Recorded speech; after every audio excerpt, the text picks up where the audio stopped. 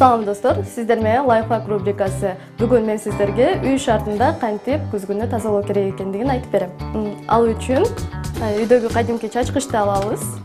Оозун ачып, 200 грамм же болбосо 1 кружка сууну куябыз.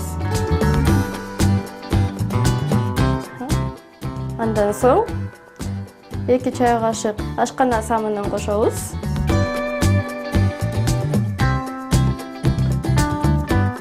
Андан соң 6 же 9% уксус кошобуз.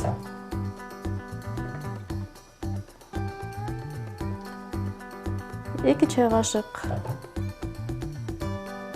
Болду. Биздин күзгүгө даярдалган кошулмабыз дап-даяр.